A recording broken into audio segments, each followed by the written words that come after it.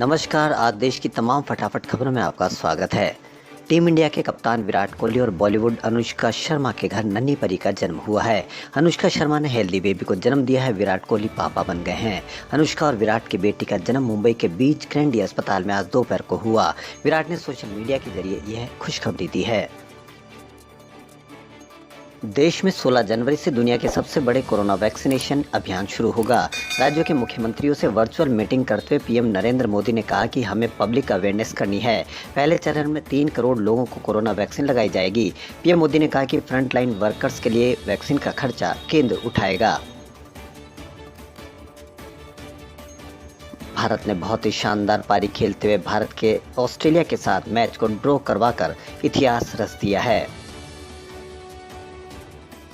Oxford विश्वविद्यालय की corona virus vaccine Covishield का निर्माण करने वाली महाराष्ट्र के पुणे स्थित सीरम संस्थान ने वैक्सीन की कीमत का खुलासा कर दिया है।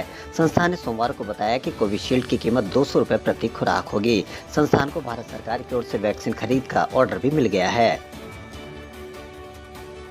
देश में 16 जनवरी से दुनिया के सबसे बड़े कोरोना वैक्सीनेशन अभियान शुरू होगा। राज्यों के मुख्यमंत्रियों से वर्चुअल मीटिंग करते हुए पीएम नरेंद्र मोदी ने कहा कि हमें पब्लिक अवेयरनेस करनी है।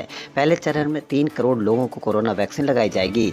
पीएम मोदी ने कहा कि फ्रंटलाइन वर्कर्स के लिए वैक्सीन का खर्चा केंद्र उठाएगा।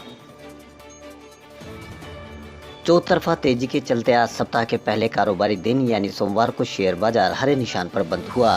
बॉम्बे स्टॉक एक्सचेंज के प्रमुख इंडेक्स सेंसेक्स ने एक बार फिर इतिहास रचा और 49,000 के आंकड़े को पार किया। दिन भर के उतार चढ़ाव के बाद ये 1% की बढ़त के साथ 486 अंकों पर 49,269 के स्तर पर बंद हुआ। वहीं नेशनल स्टॉक एक्सचेंज का निफ्टी भी 137 अंक की तेजी के साथ 14,484 के स्तर पर बंद हुआ। दिल्ली में सर्दी सितम ढा रही है। मौसम विज्ञान विभाग के अनुसार दिल्ली का न्यूनतम तापमान सोमवार को 7 डिग्री सेल्सियस दर्ज किया गया और बर्फ से ढके पश्चिमी हिमालय से सर्द हवाएं मैदानों की ओर चलने के साथ पारा और भी गिर सकता है। आईएमडी के एक अधिकारी ने कहा कि 14 जनवरी तक पारा गिरकर 5 से 6 डिग्री सेल्सियस तक पहुंचने की संभावना है। सफदरजंग वेधशाला में न्यूनतम तापमान 7 डिग्री सेल्सियस दर्ज किया गया। रविवार को राजधानी में अधिकतम तापमान 16.2 डिग्री सेल्सियस था, जो सामान्य से 4 डिग्री सेल्सियस कम था।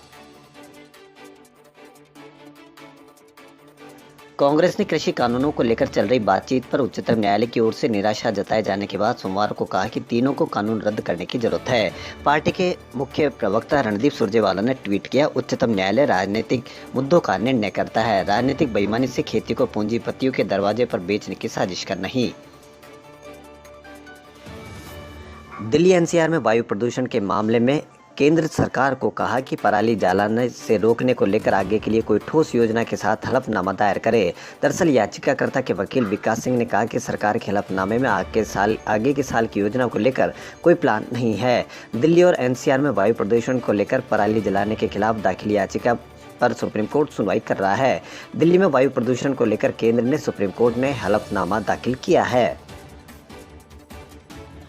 देश में कोरोना वायरस महामारी के कारण सड़क से लेकर संसद तक कई बदलाव किए गए हैं। पहली बार आम बजट से जुड़े चीजों में भी तब्दीलियां की गई है। इस बार 1 फरवरी को पेश होने वाला बजट नहीं छपेगा। ऐसा पहली बार होगा जब बजट की प्रतियां प्रकाशित नहीं होगी।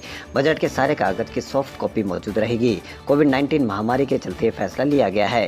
पहली बार है जब बजट के कागज नहीं छापे जाएंगे।